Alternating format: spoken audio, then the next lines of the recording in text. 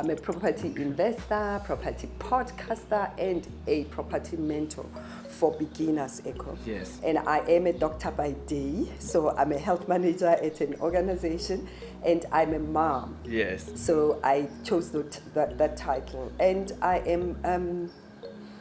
I graduated at a university here in Pretoria, and have been in private practice, but most of my life I've worked in corporates as a corporate doctor and a health manager, right?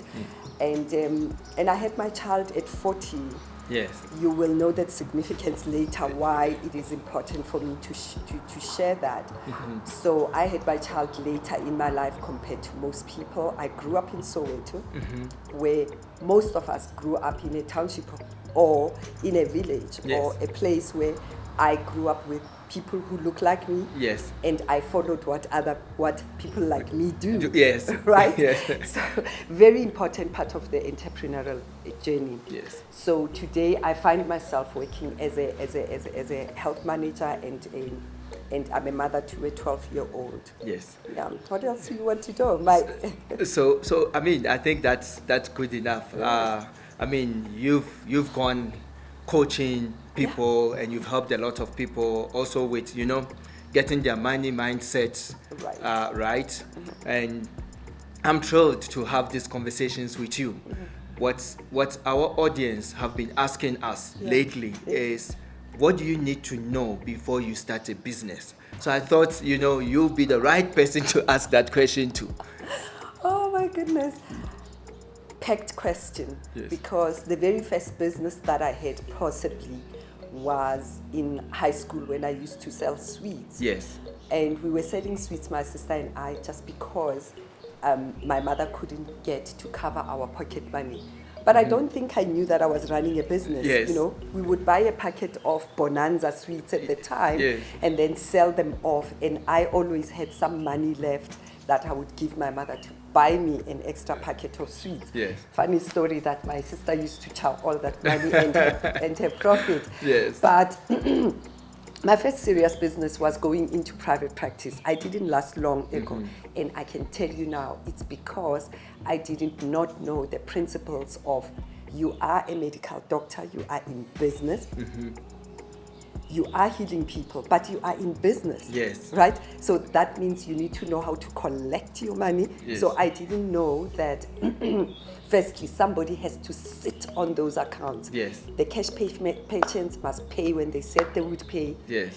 The medical aid linked patients, I didn't know that I was forming a relationship with the patient, but the payer determined how me, the service provider, is going to be paid. Yes. And I can tell you that exhausted my practice. Wow. I left money on the table because of that. So when you ask me, what should I know, or what should I have known before starting the business, is that as a professional, doesn't matter how good you are technically, the business part, balancing the books, buying stock and stock counting, and making sure that you get paid are the biggest three things. You need to know where that money and how that money is going to be collected. Yes. I have since started other businesses, real estate, for instance. Yes.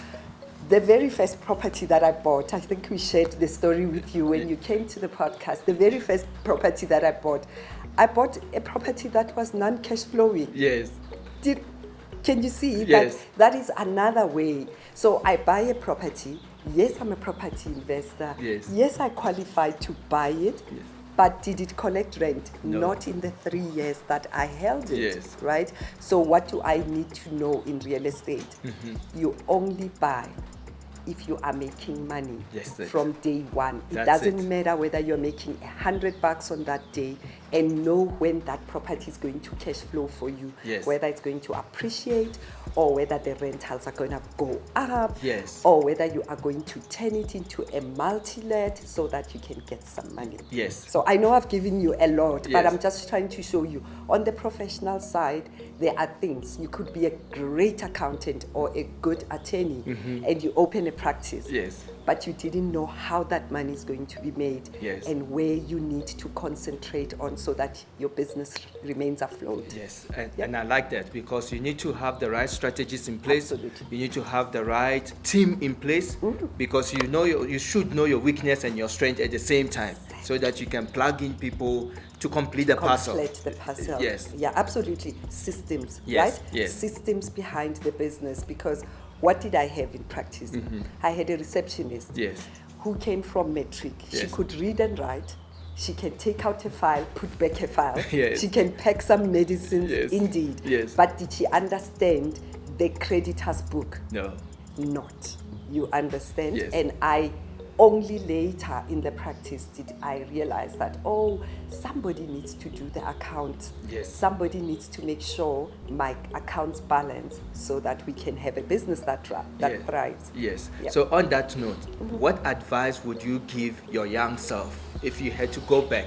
I mean, you're already ahead, but yeah. I like that. Well, I am giving advice to my young self. I think if your show is being listened to by a young doctor, remember where we grew up, Ekow, I don't know where you grew up, but where we grew up, we were told that when you pass and you get past university, and then you're going to become a professional. I know. If you become a doctor, Yeah.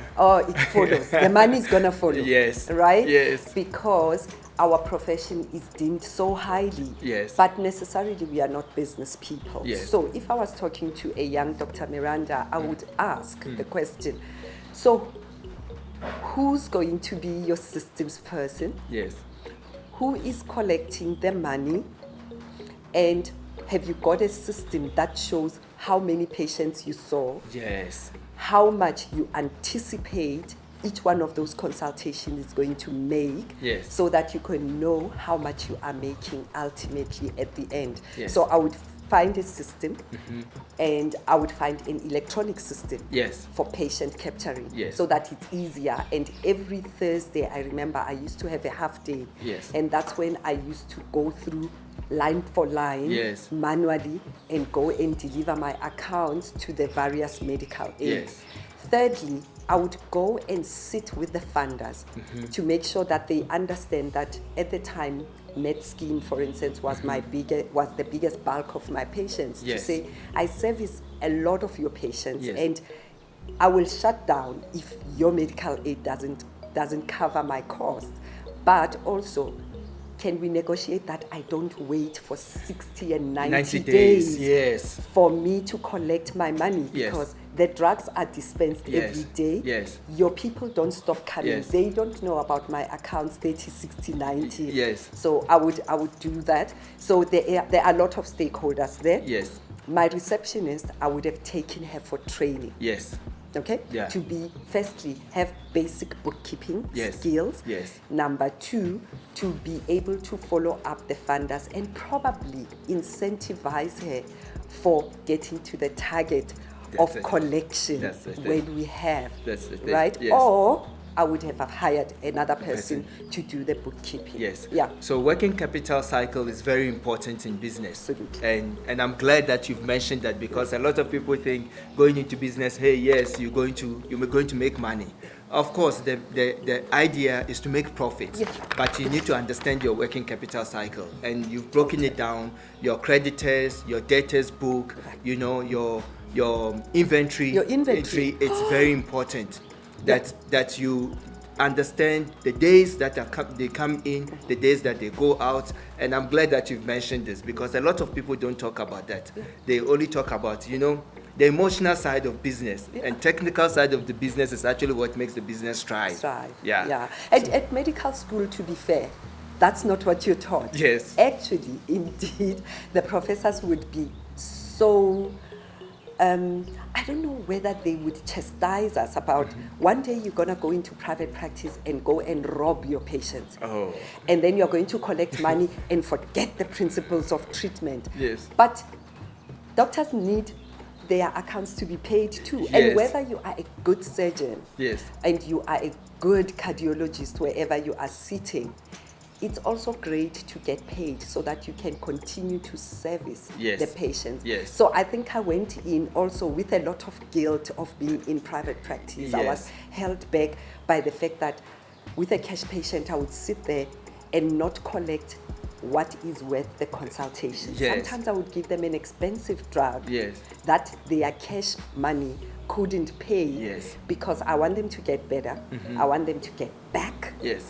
But necessarily I don't get compensated for that injection of 225. I remember at the time consultation fees were something like 105 rands. It was years ago that I was in practice, and I've given an injection of 225. I haven't thought about how am I going to recoup the 225 plus the additional oral medicines and the consultation for my professional self. So lots of principles that in our universities, we are taught to be technically great, but we are not taught how to, business-wise, how are you going to apply it while you do and give the service that you need to. That was part 1 of my conversation with the PropDocMom. Next week, we continue our chat and break down the top 5 reasons why young people fail in business and how one can quit her job and still make money. If you're an entrepreneur, share with us some of the lessons you've learned the hard way in your business, and let's equip each other as legacy builders to do better in business. While you wait for the next video, check out this playlist where I show you how to fast track your journey to financial freedom through property investing.